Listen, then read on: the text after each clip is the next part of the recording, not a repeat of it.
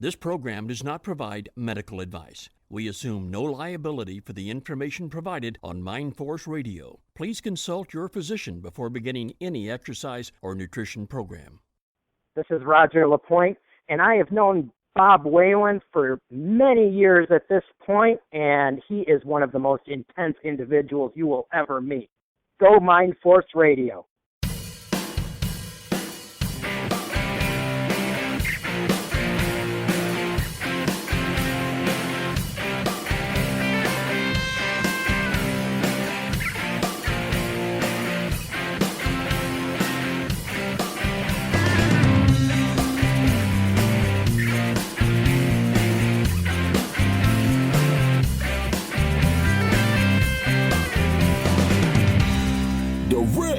From MindForce Radio, this is Natural Strength Night with Maximum Bob. On Natural Strength Night, we don't talk about the other things Bob likes to talk about. Tonight, we only talk strength training. When I say strength training, I don't mean training like punk-ass goons in the muscle magazines who jacked up on juice, steroids, and PEDs. I mean natural strength. Strength built on good food, heavy weights, and no shortcuts. If you want to learn about real natural strength, weight training the right way, the old school way, stick around. Bob and his friends just might teach you something.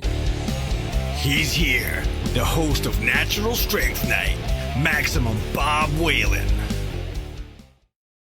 Tonight's guest is one of my regulars, and he's been on the show several times, Ted Harrison. Ted competed as a natural bodybuilder in the UK. He is a certified high-intensity training specialist. He's trained thousands of clients as a personal trainer, and he has over 40 years' experience in strength training the right way, with no drugs, no fads, and no gimmicks. He now runs Vital Exercise, one of the best high-intensity training facilities in the UK. Vital Exercise is a private personal coaching studio where Ted trains you one-on-one. If you live anywhere near Colchester in the UK, you need to look up Ted for some great training. For more information, go to the website. It's vitalexercise.com. That's VITAL exercise.com. Yo, Ted, buddy, welcome back to Natural Strength Night. Thanks very much for having me, Bob. It's always a pleasure. Let's jump right in. So, Ted, the first question, what is the core philosophy of your personal training business that you try to get across to your clients? Well, I have a little induction ceremony when the clients come in, and I try and lay out, very clearly the difference between, what I do in my gym and what is commonly done in other commercial settings. I mean, it's very obvious when a client walks into my place. It's very quiet because it's private and it's quite stark. It's rather like it's quite clinical in some ways, and I think there's no pictures of muscle men on the walls. There's a couple of pictures of John-Grimek and some others, but there's nothing of the modern day. And there's posters of the muscular system and the skeletal system and notes about obesity on the walls and stuff like that. So it's quite a different setting than most gyms, and I think that kind of sets the tone without me even to say anything initially. And then we sit down and I explain to my clients that my philosophy is basically it's all about strength. It's about increasing the strength of the muscles first and foremost, and that's what we're going to be concerned with. I explain to them that the muscles are, how vital they are to human movement, and that they are in fact, the windows, the engine of the body, and everything else comes along with increases in strength and size. I make it very clear to them that size increases is genetically determined by and large, but even some sort of increase on a microscopic level is a size increase of the muscle, and that they mustn't be frightened of that, because obviously, and I'm sure you've had this concern from clients, Bob, is that particularly women, they're very concerned of turning into Mrs. Universe. You know, they don't want to get huge. Like it's going to happen by accident, right? Yeah, sure. You know, so I have to go through that to sort of put their mind at rest, while at the same time keeping my philosophy in front of them that it is about strength and they mustn't be frightened of getting strong. And it generally takes a little while for them to understand that, you know, because it's something that has to be physically understood. It's not something you can really talk to. You know, you can't put it in their brain. This is something that needs to be experienced physically. And after about 10 sessions, generally, it takes that long. They're either going to stay and become, you know, a dedicated client, or they're not going to hack it. So. Right. After that, you know, I've given a brief introduction, run them through the fact that my core philosophy is basically to get them as strong as possible in the safest manner possible. So I explain all about safety being paramount, and we go from there. And that is my core philosophy, strength. You cover steroid use and how almost all the bodybuilders that are world class for the last 30 or 40 years have been using steroids. Yeah, I do. I mean, it comes up because of the size issue. You know, the worries about getting too big. That it comes up that you have to say that, and I just, you know, run through the various negative consequences of their use, and basically just explain it like you have, Bob, that you cannot get these massive muscles that exist in today's bodybuilding world and of yesteryear too, without taking, you know, pharmaceutical drugs. You know. So yeah, it does come up. What about mirrors? I don't have a mirror. No mirrors at all. Same with me. That's awesome. Your place is almost exactly like how I have mine set up, and I do the same thing. I used to have a 2-hour clinic I would give them, like a 2-hour orientation, I should say, and we didn't lift any weights. It was like their first paid session. They would come in and just hear me talk for 2 hours, and I would go over everything with them before we even lifted a weight. And then that was before the internet. That's why it took so long. But then after the internet came out, and then after I had my website, then I lowered it to 1 hour because I could have them read stuff on my website. But I think that's great that you do that, because if people don't, you know, because what we do is our passion. It's our philosophy is the main reason we're doing this. We're not really doing it for money, but if you follow your passion, money usually flows to it as a consequence, but that's not really the goal of what we're doing. That is just one more thing regarding that. I mean, that is basically the business philosophy in relation to the clients that I have. It is to do some good with these clients, to try and make them healthy. And I don't do any advertising of such. There's nothing like that. It's just my philosophy is to do a good job and then completely work on referrals. And that's how I've sort of been building my business up over the last couple of years, is just based on referrals. And I also I'm not frightened to say to a client that it's not for them. If it's not fitting, if they're not willing to give the effort necessary, it's just not them, then I will say that I will refund the money and say that it's not for you. I can't work with you as a client. You need to find somebody else, and I've done that. And I've stuck to that, and it's worked very well. I've done that too. I've done that to several people. I usually wrote about this in Hard Gainer, and I kind of made it funny, but even though I try to make it funny, it is totally serious, because I have what I call the phone test. When I talk to people, I ask them as many questions as they ask me. It's not just the client interviewing me. It's me interviewing them to see if they're right to match my training and match my philosophy. Yeah. Also, I ask them questions about their habits and things. It's not just steroids. Do you use drugs recreationally? Do you smoke cigarettes? If a client smokes, I won't train them. I say quit and let me know when you quit. I have a few that lied about that. I had one guy come in, and I swear, because you can smell it on people, right? I've had to fire people on the spot because were lying to me about smoking, and I could smell them. I said, you're stupid. If you're going to come here after you smoke, I can smell it on you. You better take a shower and use mouthwash and do everything before you come in here if you want to think you're going to get away with it, because you're not going to get away with it with me, right? But, no, I think that's great, because in the long run, though, the clients that you do have are going to respect you and love you and be loyal to you because you're strict like that. So I think it's good that you're doing that. That's awesome, Ted.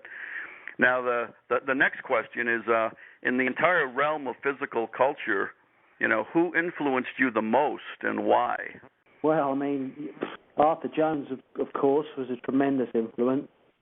I actually found Arthur Jones through reading Mike Mentzer's work and training on his heavy-duty system. So both of those guys were tremendously influential to me because, up until then I was training, in the 70s, and I was doing, the Arnold routines, 6 days a week, 20 sets of body parts, and I was just a little kid, obviously I wasn't getting anywhere, but then, I stumbled upon Mike Mentzer and drastically lowered the volume, so that made a huge difference. So tremendously influential there, those two, Mike and Arthur Jones. Stuart McRobert, with his Hard Gainer magazine, was just absolutely groundbreaking. He was tremendously influential, really cut through a lot of the bullshit and sort of showed you stuff which it was like head slapping yourself. Why didn't I think of that? He was terrific like that. And so he's great. Through him, Dr. Ken, who doesn't love Dr. Ken? If you're into strength training, he's like an icon, isn't he? Dr. Ken's just wonderful. Tremendously inspiring individual. And I've got to say it, Bob, and I'm not blowing smoke here, you have been tremendously influential to me. Your influence is all over my gym, all over my philosophy, so I've got to say that you're right up there, and all of your writings and books I've got, and your tapes and your videos, and I've watched them all, so you've got to be in there, buddy. I've got to give you an inclusion. Oh, well, Ted, thank you so much. No, I really appreciate that. I'll tell you, my biggest influences were probably, my earliest ones would be Bob Hoffman and John-Grimek, of course, because, probably for the first 10 years of my training, that's all I read was strength and health and muscular development. One of the biggest writers that influenced me was Brad-Steiner, because I had some of his books and I read all of his articles, and so Brad-Steiner and York, just all the York stuff, and Brad-Steiner in my earliest years were probably my biggest, and Jack LaLanne. Jack LaLanne was just, I used to watch that show all the time, so he was like my role model. Steiner's great because he comes back to that philosophy which you pushed as well, Bob. He's very well-rounded, wasn't he? He was a martial artist as well as into strength, Yeah, I love him, and Brad's a no bullshit kind of guy. He just tells it like it is, and he's blunt. He's not flowery. He doesn't go on and on and on, and you got to wonder what he means. No, he says exactly what he means. He's very clear, and he tells you just flat out, and he's a great writer. He's motivating too. I had a article that he wrote, must have been like 69 or 70, and I remember I think it was in muscular development, and whatever the article was, it had a picture of Chris Dickerson on the article. But I framed that article because it was so motivating. I had it in my basement for at least 5 or 6 years, and when I was a kid, first starting out and all through high school, that was down there. After Brad Steiner, Bill Pearl was up there too, and then I moved on to Perry Rader. Perry Rader was huge to me, but I didn't find out about Perry Rader right away.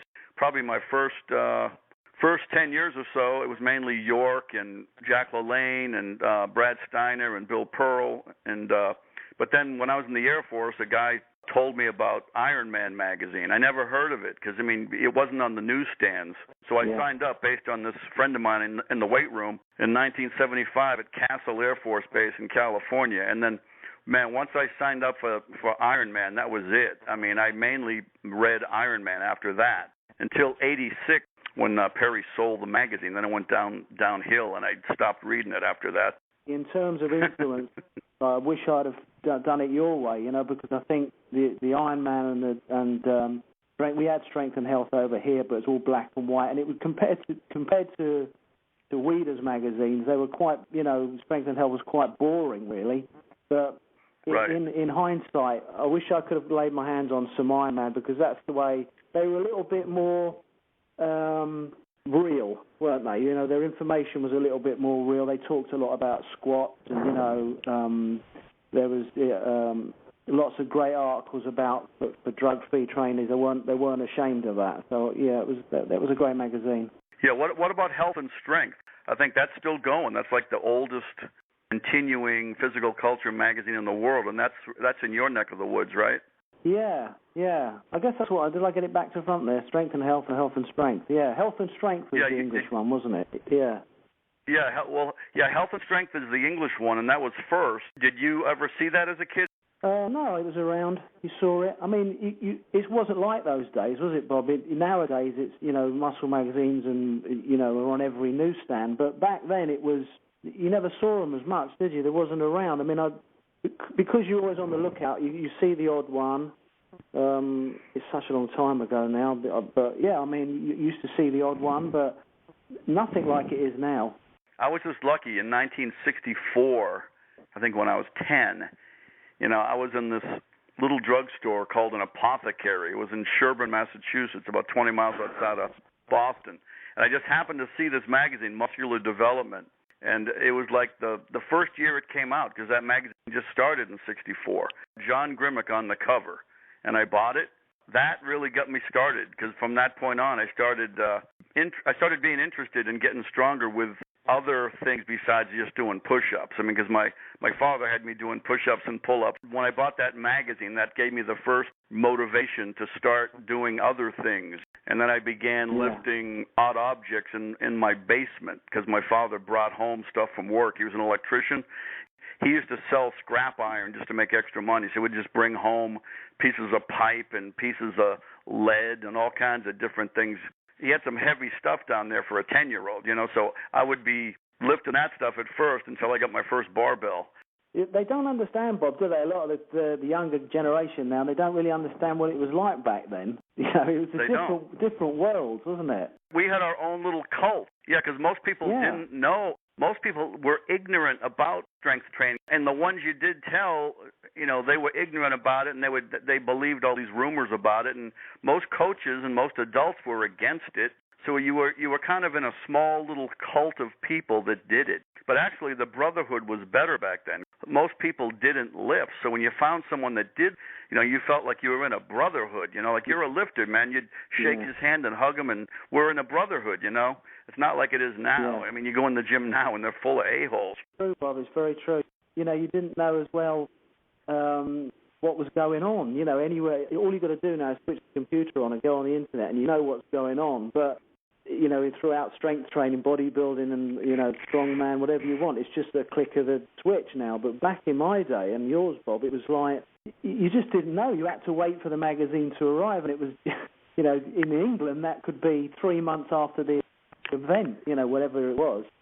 So it was a different thing, you know, sending off, we used to send off money orders, international money orders, to get courses from America, and, like, you'd send it off, and then you wouldn't get it for 6 months. It was amazing.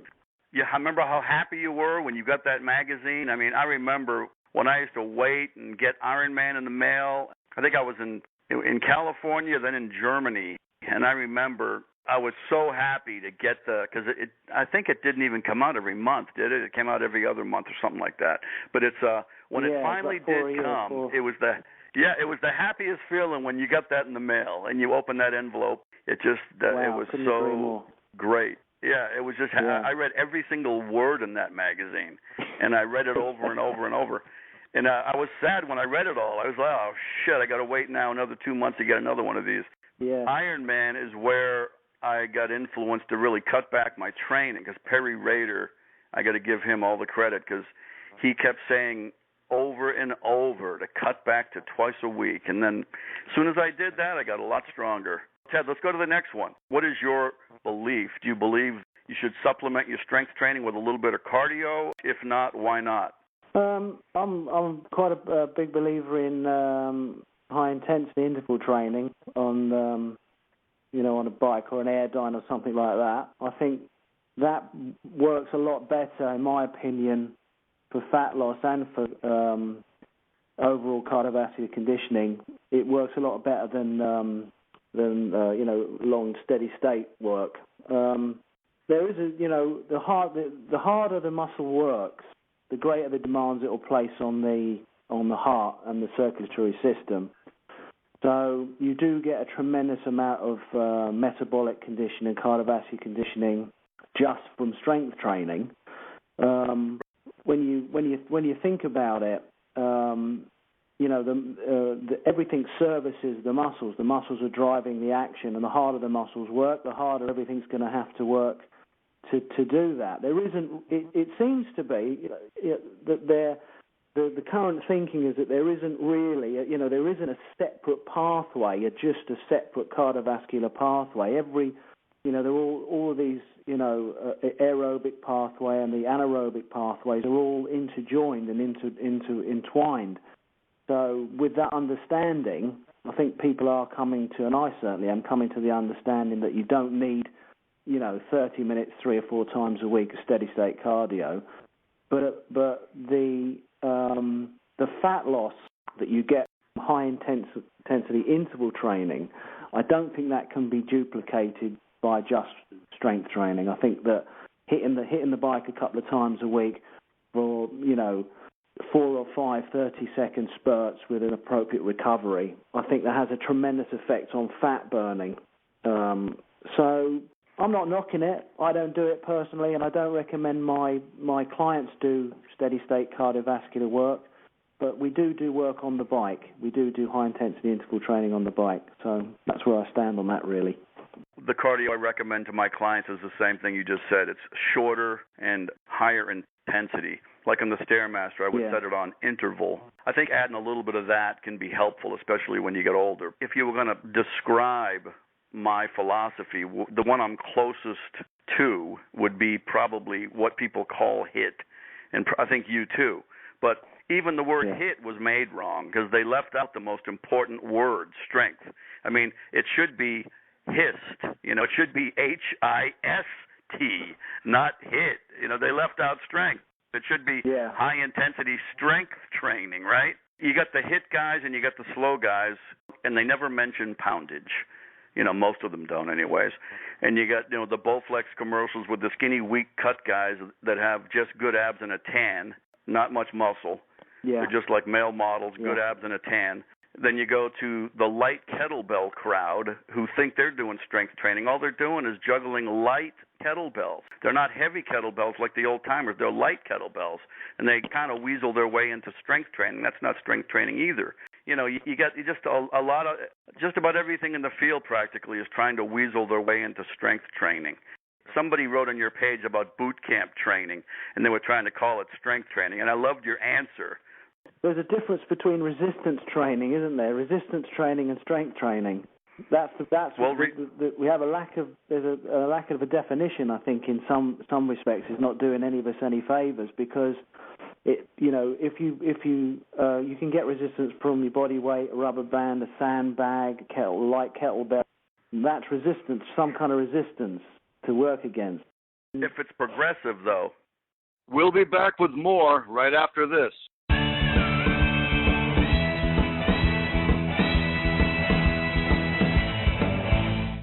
This segment brought to you by VitalNutritionStore.com. Did you know that more than 7 million Americans suffer from coronary heart disease, the most common form of heart disease? Regardless of your age or condition, adding Cardio for Life to your daily regime will dramatically improve your cardiovascular condition. Cardio for Life has been the top-selling L-arginine product in the marketplace now for more than 3 years. It is also the top-selling product at VitalNutritionStore.com. Formulated by Dr. Harry Elwart, the best-selling author of Let's Stop the Number One Killer of Americans Today, Dr. Harry believes together we can prevent and reverse heart disease. Cardio for Life comes in 3 wonderful flavors: orange, peach, and grape, and is gluten-free, sugar-free, and sodium-free. Please see our complete line of natural products at VitalNutritionStore.com. That's VITAL Nutritionstore.com. Randy Roach shocked the world with the release of his first volume of Muscle, Smoke, and Mirrors several years ago. It was a masterpiece of over 500 pages with such in-depth research and detail that it was not only surprising, but shocking and mind-blowing. It was truly one of the best Iron Game history books ever written. He followed that with Volume 2, another epic book with over 700 pages of equal depth and detail. All serious Iron Game fans need to have these books. Please visit Randy's website at randyroach.ca. That's randyroach.ca. Listen to how Iron Game legend and the Iron Master editor Osmo Kehaw describes the book Supernatural Strength. Have you ever wondered how much real-world experience authors have when they write books about weight training? Who is that person behind the computer? What do they really know about the Iron Game? If you picked up this book, Supernatural Strength, you have definitely come to the right place. The author, Bob Whelan, has spent several decades in the Iron Game trenches training himself, competing and coaching in powerlifting, earning academic credentials too numerous to mention, and thousands of hours of training and instructing athletes and trainees of all levels at his Washington, D.C. gym since 1990. He's not only devoted his life to motivating and pushing people to heights they have never been to, but elevating the trainees' understanding why certain methods work better than others. Bob is one of the most respected and revered trainers in the business today. This book is sure to surprise and amaze you at the same time. Order now at supernaturalstrength.com. That's supernaturalstrength.com. Don't you think it would be so much easier getting into shape if you had a personal coach? Just like all the celebrities do. Well, now you can. Bob Whelan of webstrengthcoach.com wants to get you out of your rut and coach you to success. He's dedicated to helping you achieve your strength and fitness goals through your hard work and his expert guidance. Bob will help you with strength training, muscle building, fitness, nutrition, and motivation. He'll make sure you achieve your maximum physical potential. You can get one-on-one training with Bob through his website, webstrengthcoach.com. He will develop a personalized program tailored to your individual needs, a program right for you. Bob will give you feedback after every workout. This is old school fitness and nutrition, no fads and no gimmicks. Bob will use proven natural techniques to make sure you are satisfied. So visit webstrengthcoach.com today and let Bob help you reach your best self. webstrengthcoach.com.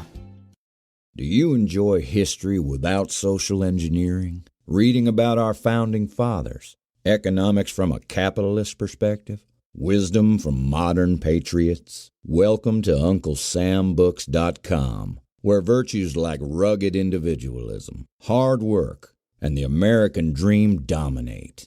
UncleSamBooks.com. Great books for homeschooling. UncleSamBooks.com. If you want to become as strong and muscular as possible with health in mind, and without lowering yourself to using steroids, the best advice can be found in the classic strongman books of long ago. These are the best books ever written on the subjects of strength training, weightlifting, strongman training, Iron Game history, and old-time physical culture. Many of them can still be found at physicalculturebooks.com. There you will find good, honest, time-tested wisdom from the great old-time strongmen. To maximize your natural muscular and strength potential, please visit physicalculturebooks.com. Listen to Ken Manny, head strength and conditioning coach at Michigan State University, describe the book Iron Nation. A masterpiece text on some of the most intriguing and compelling personal stories, Iron Game history, and gut-wrenching training routines ever put to paper. If you truly love hard training without all the frills of pomp and circumstance so common today, you will love Iron Nation. Written by lifters for lifters. If you love weight training, you will love Iron Nation. Order now at ironnation.com. That's IRON Nation.com. If you would like to promote your business on MindForce Radio, we would love to hear from you. Please let us know if you are interested in a 30 or 60-second voice commercial or a banner website ad. Please contact Bob using the contact information provided on mindforceradio.com. You're listening to Natural Strength Night on MindForce Radio.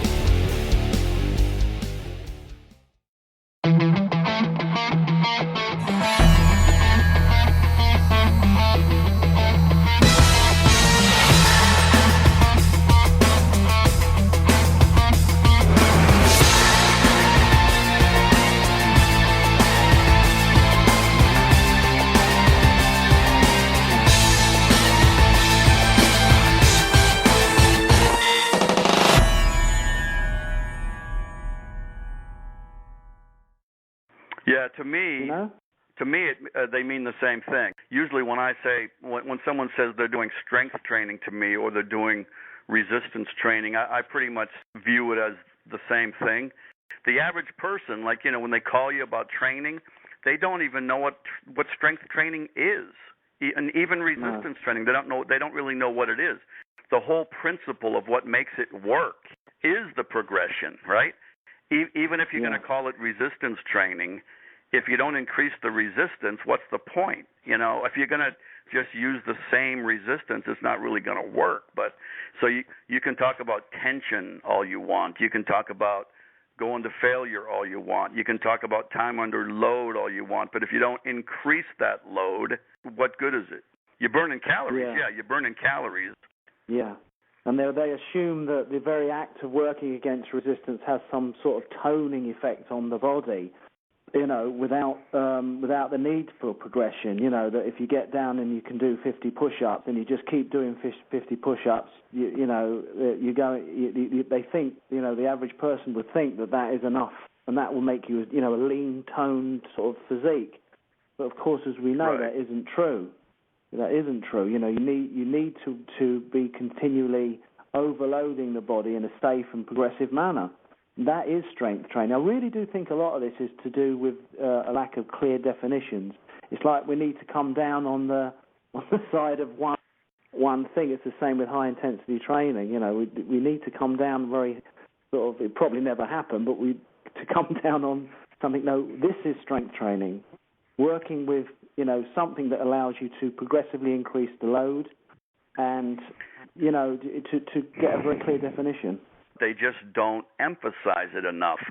They emphasize other parts of intensity, but even though they know that adding poundage is key, they still don't put emphasis on that enough, in my opinion.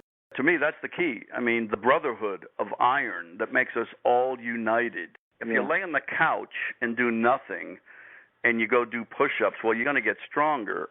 See, the whole definition is confusing because when the average person, when they hear about strength training, they pretty much include almost everything in it, and they can easily get pulled into different areas. I mean, if you're doing light kettlebells, well, that's going to make you stronger than laying around and doing nothing, but it's kind of a different exercise. It's not really strength training. Once you adapt to it, it depends on how heavy those dumbbells are. It's kind of a different activity. It's not the traditional strength training.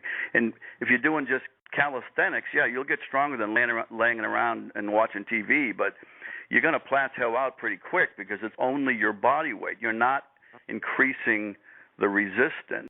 Like if you do 50 push-ups or you do 90 push-ups, you're not really any stronger. You're just increasing your muscular endurance. Yeah. But the average person doesn't see it that way.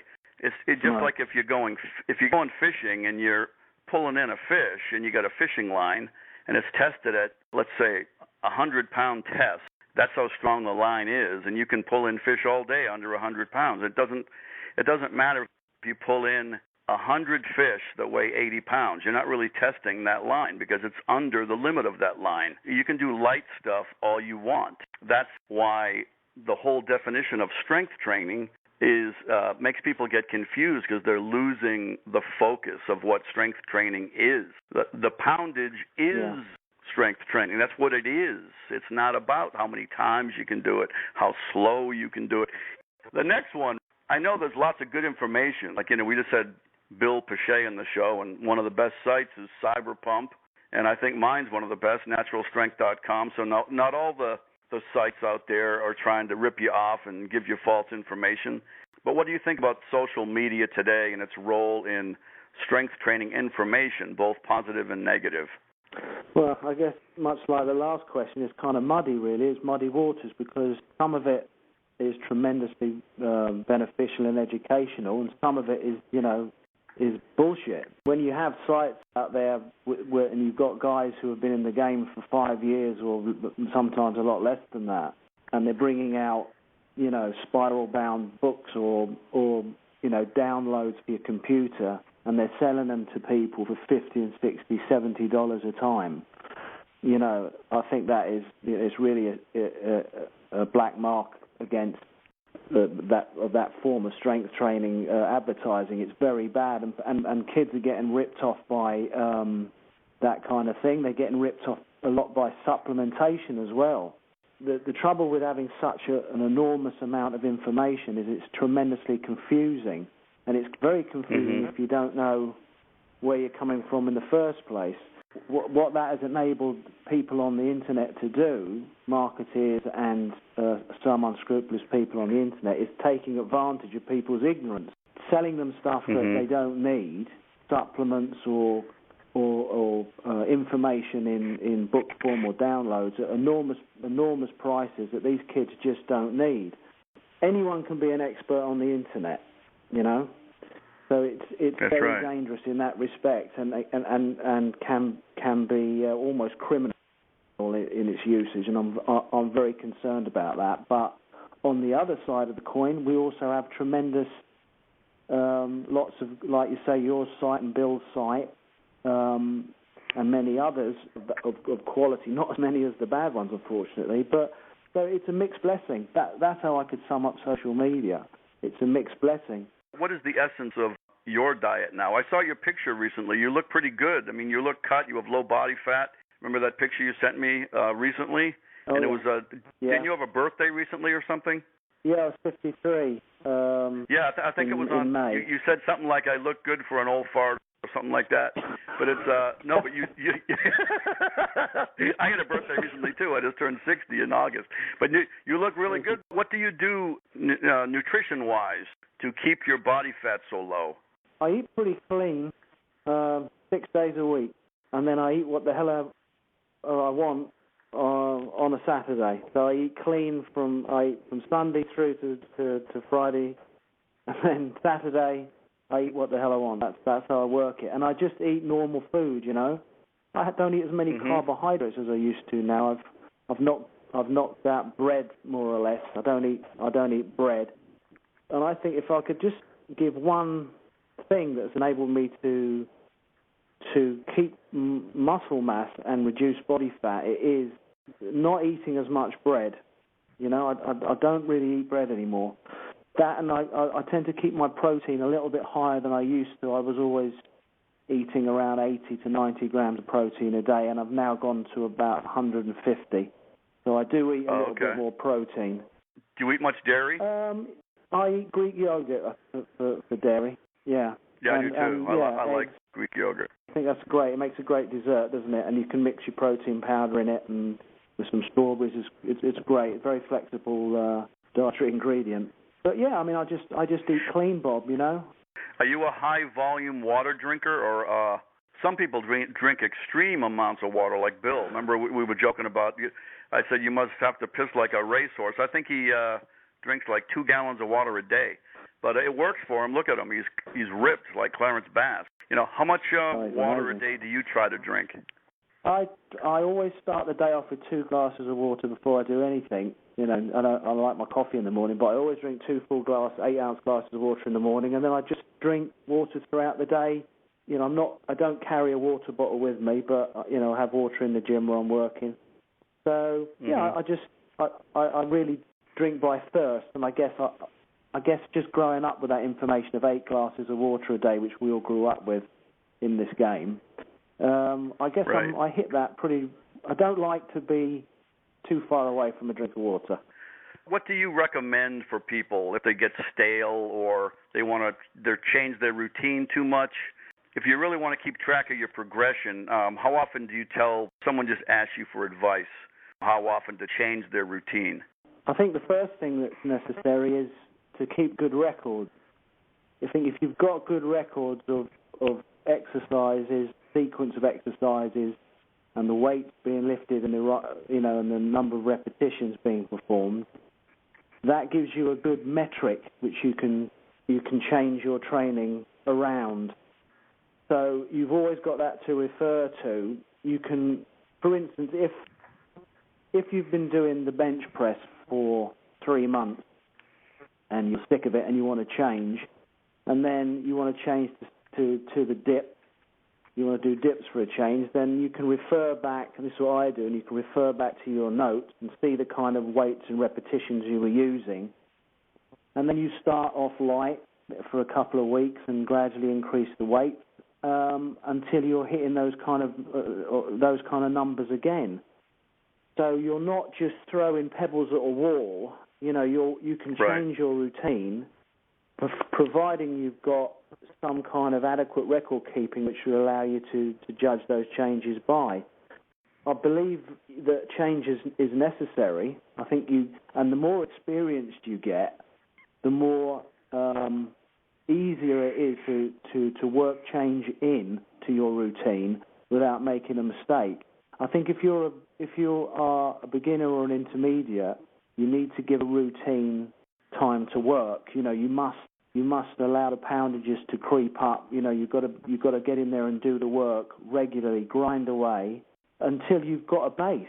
Because a lot of people are changing their routines and altering their whole system of training, like jumping, like Dave Tate says, jumping from lily pad to lily pad like a frog. You must stay, you know, with one routine until you have developed a base with which to formulate a change from. I totally agree. It's not too many people change too quickly without giving the routine enough chance to work, because this is another. It comes back to social media. You'll go onto social media, find a guy who's telling you to do this, doubt your own training, and change again, and that is the way. The reason that a lot of guys don't progress. You know? And they talk about shocking their muscles, and you can shock your muscles all you want. If you're shocking them too much and you're not keeping track of the weight, and you're not adding weight, you're not going to get stronger. Shocking your muscles doesn't get you stronger. It's like adding poundage gets you stronger. And if you change your routine too much, how are you going to keep track of what you're doing? This is mainly for beginners, like you said.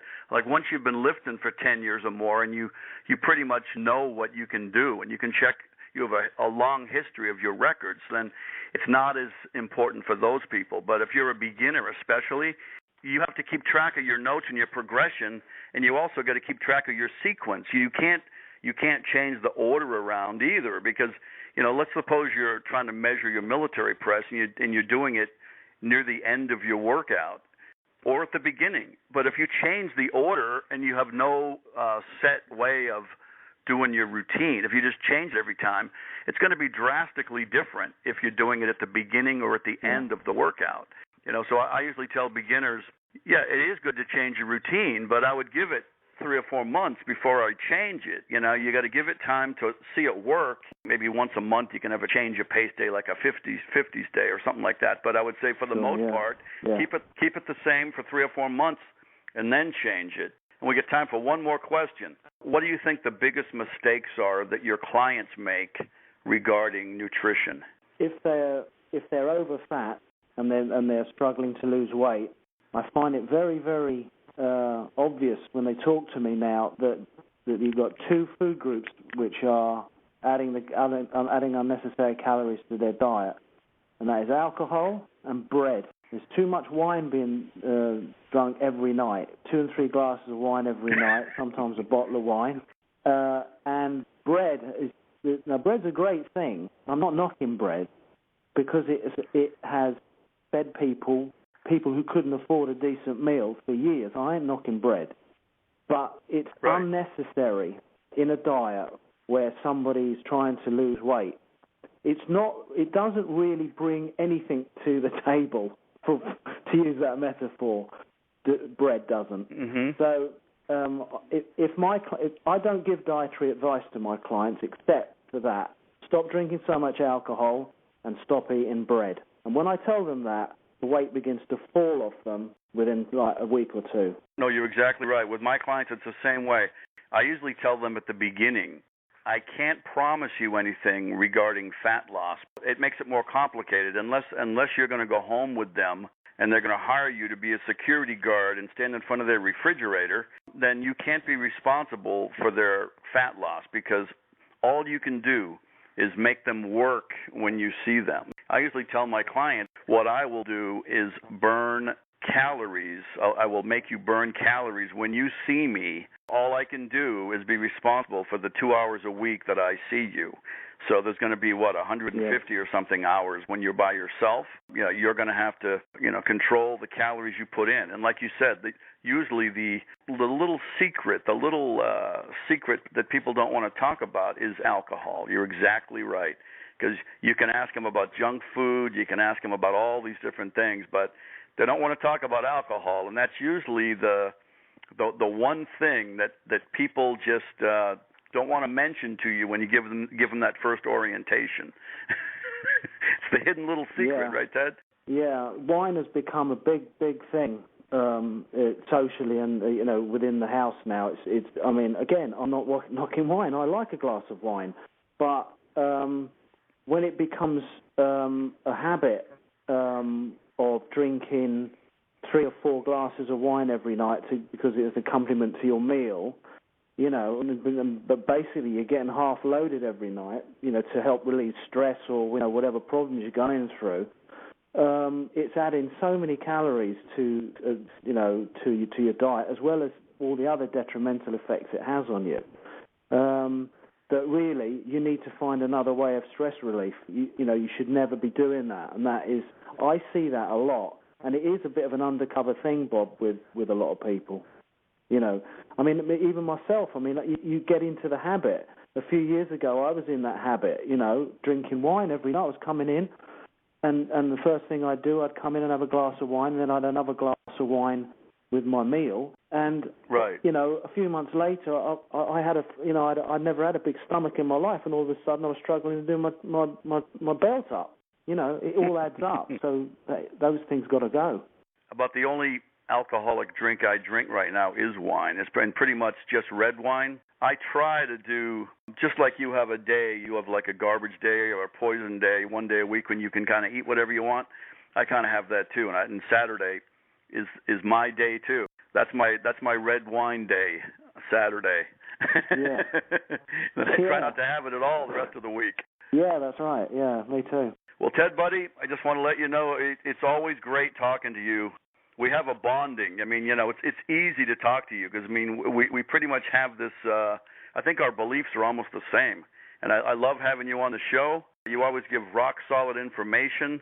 Remember Ted's website. It's vitalexercise.com. And thanks again, Ted, for being on the show. Well, thank you very much for having me, Bob. Take care, and I'll speak to you again soon. Coming up next, I have a special treat for you. I found some old Jack LaLanne shows from the early 1960s. Here is just a few minutes of the great Jack LaLanne when he was a young man. Many of you only know Jack as a guy in his 90s selling juicers.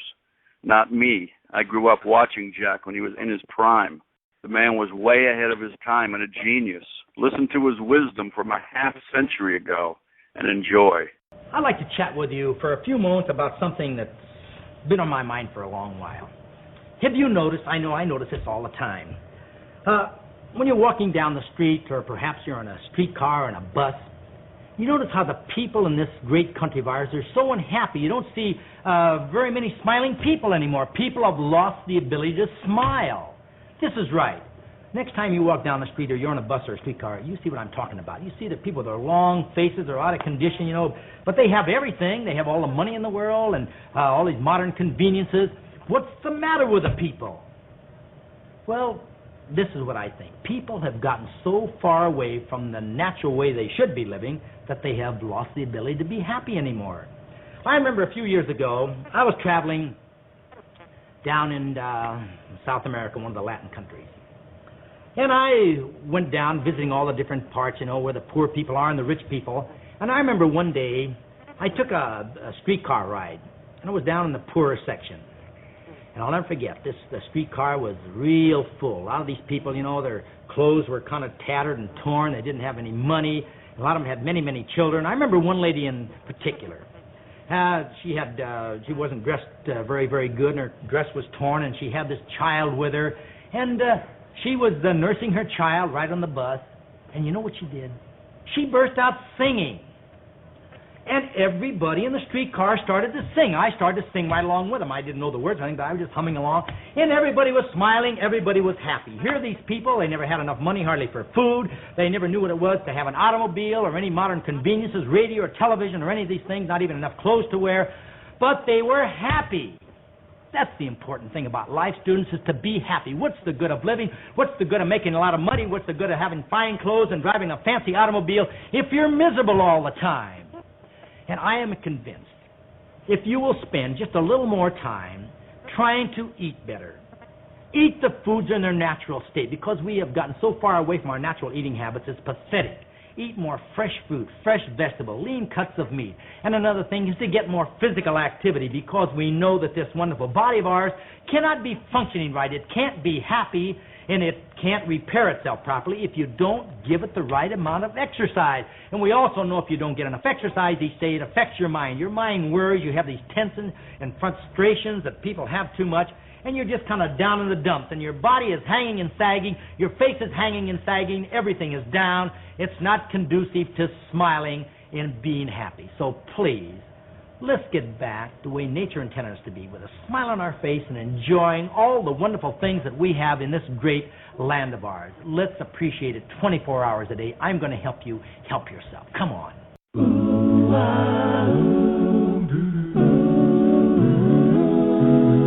Don't be a flamingo, you have to do your squats. Don't be a flamingo, real lifters work their legs.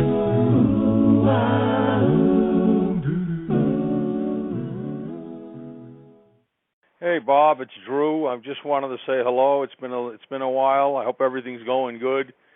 You know, I went into a gym again recently. I usually train at the house because I have 17 machines and I have about 12,000 pounds of weights. But once in a while, I want to go into a gym, and I noticed that more than ever, I noticed that there are so many people walking around in that gym who have these skinny legs and muscular upper bodies. They do no work on their legs, and it's you feel like telling them. I wish you could just get the message and train your legs, and you'll get a huge kick from it. But they don't do it. So it's one of those things I noticed, and because I haven't gone to a gym in a while. But when I do go, that's one of the things that I always notice, that people don't work their legs. They work their upper body, and they walk with their arms about 8 inches outside of their lats, and those lats are in constant spasm from being from having the tension locked. So that's about it. I just noticed that they have those skinny racehorses legs. Okay, Bob, I'll speak to you soon. We'll talk soon, and take care of yourself. Bye-bye.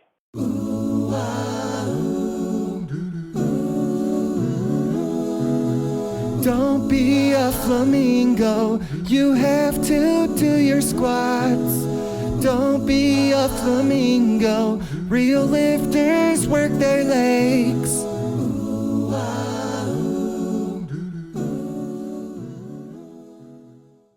That's going to do it for this edition of Natural Strength Night on mindforceradio.com. Please bookmark that website, mindforceradio.com.